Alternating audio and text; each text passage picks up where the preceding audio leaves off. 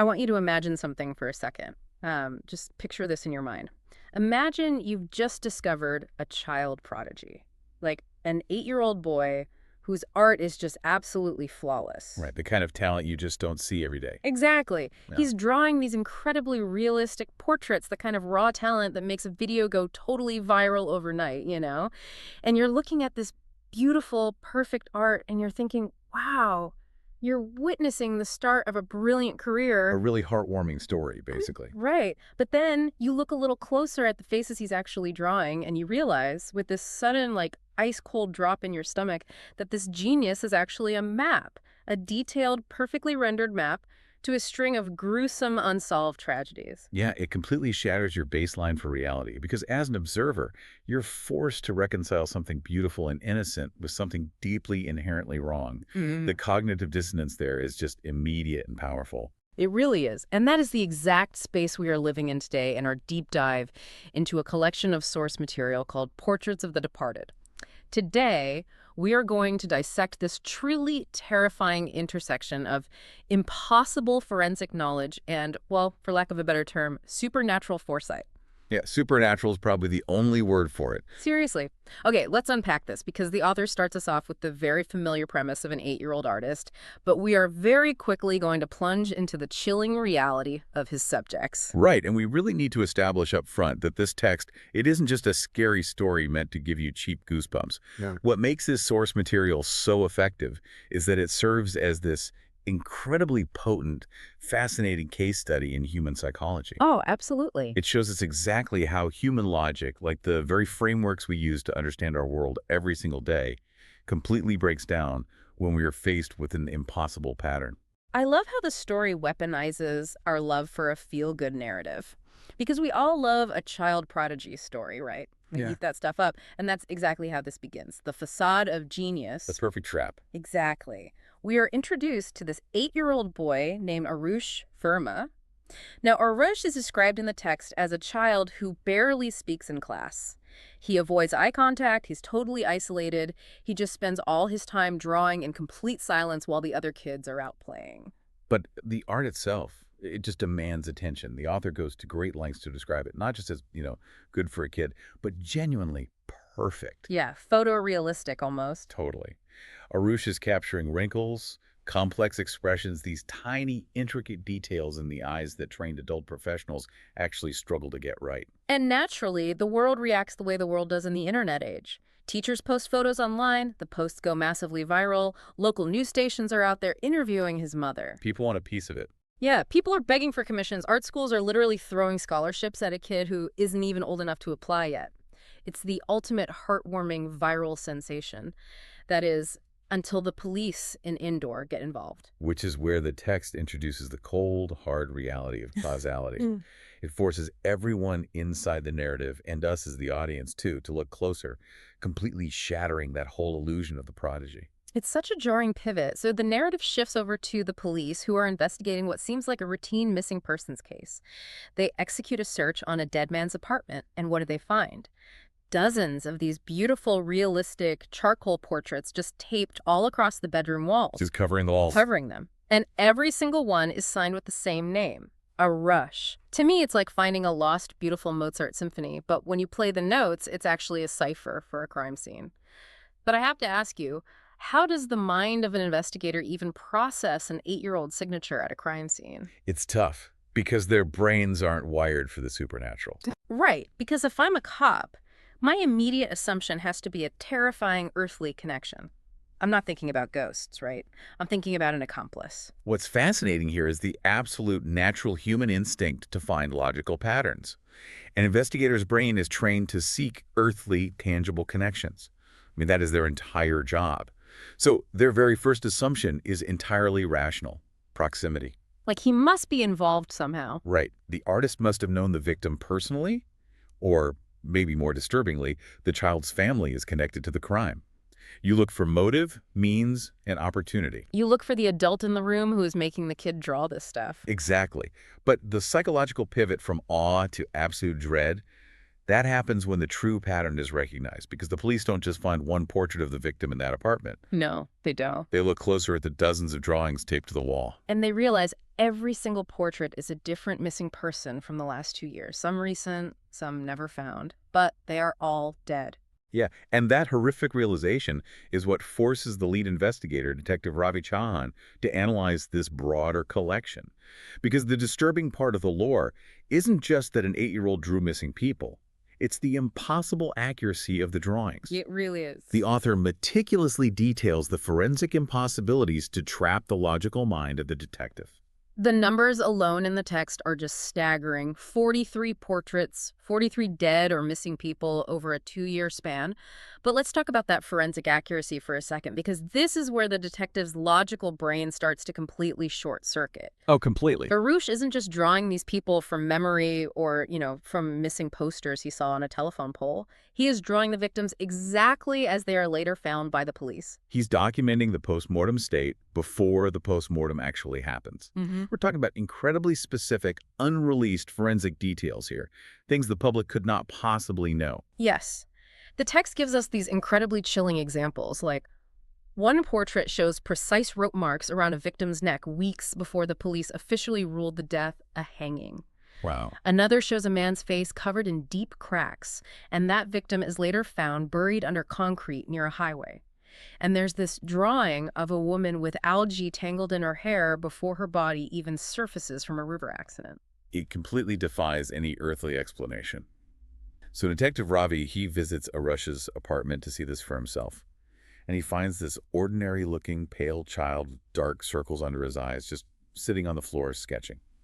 But the drawing Aarush is working on right at that exact moment is of a woman who had disappeared just 3 days earlier. Her body hadn't been found. And Aarush is drawing her with wet hair, a terrified expression, and these highly specific bruises around her throat. Bruises that the police knew about, but it had absolutely never released to the press. Right. It's a brilliant scene. When Ravi asks Aarush where he saw her, the boy just casually says, "She came last night." So creepy. Ravi, still clinging to his logic, asks how Aarush knows she's dead, and Aarush delivers perhaps the most chilling line in the entire source material. He says, "She doesn't know yet." Yeah, that line just stays with you. Okay, let me pause there and play devil's advocate for a second, because if I'm listening to this deep dive, my logical brain is screaming for an explanation. I want a real-world answer. Sure. Could this kid just be a conduit for a real-world killer? Like, imagine there is a corrupt forensic photographer inside the police department leaking unreleased crime scene photos to an 8-year-old just to taunt the detectives. Could that explain it? It's a great question, and honestly, it's the exact same theory Detective Ravi tries desperately to cling to in the story. Makes sense. He assumes someone is feeding the child information. It's the only rational anchor he has left. But the author systematically dismantles that theory. Here's why that traditional investigative framework completely shatters the impossibility of the timeline. Right, because of when the drawings are actually made. Exactly. The text makes it clear that some of these victims disappeared after Aarush drew them. Others appeared in his sketchbook days before a police report even existed. You can't leak crime scene photos of a crime that hasn't happened yet. Right. You cannot build a timeline of events when the effect precedes the cause. Which leaves Ravi with undeniable forensic proof of something impossible. He has absolutely no choice but to push Aarush for answers. But by doing that, he accidentally walks right into a trap. Here's where it gets really interesting, because by investigating the phenomenon, Ravi actually becomes part of it. It reminds me a lot of the observer effect in quantum physics. Oh, that's a really perfect analogy. How so? Well, in quantum mechanics, the very act of observing a particle changes its state. Like before you look, it's just a wave of probabilities. Right. But the second you observe it, you force it into reality. You collapse the wave. Exactly. Ravi's insistence on uncovering the truth, on opening the book, it transitions him from a passive observer of crimes to an active participant in this nightmare. What happens when the detective realizes he's the next page in the book? That is exactly how the narrative unfolds. He returns to the apartment, pushing for more answers, and Aarush leads him back to his bedroom. The walls are covered in hundreds of these faces. Hundreds of them. Crying, expressionless, injured. And sitting there in the middle of it all is a locked black sketchbook with a metal clasp. Aarush warns him too. He says the visitors told him not to show anyone. But Ravi is a detective. He has to observe. So he opens it anyway. And on the very first page, he finds a freshly drawn, unfinished portrait of himself. Standing under a streetlight at night with a knife near his chest, and Aarush just looks at him and says, "You come tomorrow," and warns him, They never lie. I just want to stop and put myself in the detective's shoes for a minute here. Yeah, imagine that. Imagine you are Ravi right now. You are a highly trained, logical, evidence-based thinker. How do you even begin to process empirical, undeniable proof of your own impending murder dated for tomorrow? This raises an important question about the limits of the human mind, really. The psychological terror, that inevitability, is just staggering. From a behavioral standpoint, Ravi is experiencing the ultimate fight, flight, or freeze response. But there is no physical threat in the room to fight or flee from. Wow, yeah. The threat is time itself. He is looking at forensic evidence of a future event. It pushes him to the absolute brink. That night, the story describes Ravi at home, just battling this fear, trying to rationalize it away. And then at 2:13 a.m., his phone rings. Of course it does. It's an unknown number. Now, if I get a call at 2:13 a.m. from an unknown number, I'm letting that go straight to voicemail. I don't care if it's Destiny calling. I'm assuming it's spam. Right, totally. But Ravi picks it up. He answers, and it's just static. Then this slow, wet breathing and a whisper that says, "You saw the book." Followed by the unmistakable sound of pencil scratching. God, just writing that off as a prank call, trying to laugh it off, it becomes totally impossible the next morning. Yeah. Because the missing woman from Arush's earlier drawing is found. Exactly as sketched. Exactly as sketched. Water in the lungs, frozen eyes, the specific unreleased throat bruises. The prophecy is fulfilled. And that fulfillment completely shatters whatever thin veneer of logic Ravi had left. The author uses that moment to drive him right back to that apartment for a final confrontation with the source. He doesn't care about earthly suspects anymore. The logic is gone. He knows he is dealing with the impossible. So we reach the climax of the source material, and the author shifts the horror from psychological dread to something incredibly visceral. Ravi storms back into the apartment. Aarush is trembling at the kitchen table, furiously drawing. The boy says the dead people are angry now. Things are escalating. Fast. And then the apartment lights flicker, every bulb dims, and Aarush looks terrified and tells Ravi he came with you. Notice how the author isolates the detective here. Ravi turns around, sees nothing, but hears that familiar, faint scratching sound coming from the bedroom. So he walks toward the room. The scratching gets louder, and the walls of the bedroom are suddenly covered in dozens of new overnight sketches. And all the faces in the drawings, every single one of them, are staring at one specific corner of the room. Which is such a brilliant, horrifying detail. The art itself is directing the detective's attention to the entity. It's a fantastic visual cue by the writer. He looks at the corner, and there it is. A dark, tall, motionless figure. Its body is almost human, but it has these unnaturally long fingers. Oh, horrifying. Right. And its face is completely blank, just smooth skin where the features should be. And it is holding a pencil, drawing across the bedroom wall impossibly fast. The drawing it leaves behind is of a local politician, lying dead beside railway tracks. A politician who, as Ravi later learns, had been reported missing just an hour earlier. And this is where the lore of the story really solidifies. Ravi is screaming, demanding to know what this thing is. Right, and Aarush explains it. He says, it remembers people before death does. Okay, let's pause on that for a second. Yeah, it's a lot. Because my brain gets stuck here. It remembers people before death does. Is this faceless thing actually out there killing them? Or is it just some kind of cosmic stenographer of doom, just quietly documenting a fate that is already sealed? That distinction is the absolute crux of the horror. Let's unpack the semantic dread of the word remembers. Think about what memory is. From a neurological standpoint, memory is strictly a past tense function. Right, something that already happened. It is the recall of an event that has already been encoded into history. If death is something that can be remembered before it happens in our timeline, it implies that the future has already occurred. It completely rewrites the rules of time and causality. Precisely. It suggests a deterministic universe. The creature isn't necessarily a murderer, it's an archivist of the inevitable. And from a psychological perspective, that is infinitely more terrifying than a monster with a knife. Wow, yeah. You can fight a monster, you can't fight fate. You can't arrest a timeline. And the narrative really proves that you can't fight it. The room temperature violently drops. The 43 portraits on the wall start to rustle like paper in the wind. And then the faces in the drawings start changing. The victims begin moving, blinking, breathing on the paper. Dozens of charcoal eyes turn to look at Ravi, and they all whisper together, "Help us!" The faceless creature starts crawling unnaturally across the ceiling toward them, still drawing continuously as it moves. Sketches are just spreading behind it like a dark infection across the plaster. What an image. Ravi finally does the only thing he can do. He grabs Aarush, drags him out of the apartment, and the moment they cross the threshold into the hallway, the connection breaks. Complete silence. But escaping that physical space doesn't stop the horror.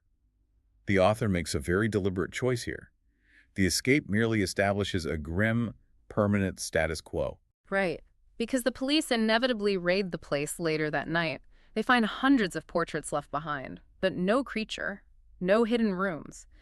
But inside Arush's black sketchbook, several blank pages had mysteriously filled themselves during the search. With the cops. Yes, they are fresh portraits of the heavily armed police officers conducting the raid, all drawn dead. It's the ultimate warning to the institution. Do not look further. And it completely works. The story details how over the next few months officers resign, they transfer quietly, a few just straight up disappear. The police department's investigation is essentially consumed by the phenomenon. Including Detective Ravi. The text notes that he never publicly speaks of the case again. His new reality is incredibly bleak. He removes all the mirrors and photographs from his home. He can't even look at representations of faces anymore. But the detail that really sticks with me, like the final image the author leaves us with, is the ending. Yeah, the ending is rough. Every few weeks, Ravi silently visits Aarush. And he brings some stacks of blank paper and new pencils. Because Aarush never stops drawing, and the visitors never stop coming. So what does this all mean? Ravi was a detective, a guy whose entire life was built on stopping bad things from happening. Now he is essentially feeding the beast. Why keep supplying the paper? Is it a form of containment, like keeping a monster fed so it doesn't leave its cage and come for him? I don't think it's containment. If we connect this to the bigger picture and even loop back to your quantum physics analogy, it represents the ultimate human surrender to the unknown. Ravi isn't feeding a monster, he's facilitating a process he knows he cannot stop. Yeah. As you said earlier, he collapsed the waveform, he became the observer. Now he is permanently trapped, maintaining the state of the universe. Wow, he's really trapped. Completely. He has traded his role as a solver of crimes for a caretaker of an inevitable tragedy. He provides the paper because if the universe is going to mandate these deaths, if the future's already written, the least and honestly the absolute most he can do is ensure they are documented. Just writing it down. It's a devastating psychological acceptance of his own powerlessness. It really is a profound surrender, and I think that's why Portraits of the Departed resonates so deeply with readers. It plays on this deep-seated anxiety we all have about information. You know, we live in an era where we want to know everything. Oh, constantly. We have news alerts constantly firing off on our phones. We want all the data, all the foresight. We fundamentally believe that knowing what's going to happen will somehow keep us safe. Right. We equate information with control. Exactly. But this story asks a terrifying question. What if there are things you simply cannot unknow? Sometimes possessing the ultimate inside information, knowing exactly what will happen and how, is so much worse than being in the dark. Because knowledge without the agency to change the outcome isn't power, it's just torture. Man, that is perfectly stated. Knowledge without agency is torture. Well, I want to leave you with one final thought to mull over today, kind of building on what we just talked about. Let's hear it. If this faceless creature from the lore truly remembers death before it happens, it suggests that time isn't a straight line that we are drawing as we go. It suggests that time is already a finished canvas. We are just slowly walking across it, discovering the strokes that have already been laid down. Yeah. And it really makes you wonder, are our own final moments already drawn in some cosmic sketchbook somewhere, just waiting for our reality to catch up to the page? Keep your eyes open, question the unseen patterns around you, and we'll catch you on the next deep dive.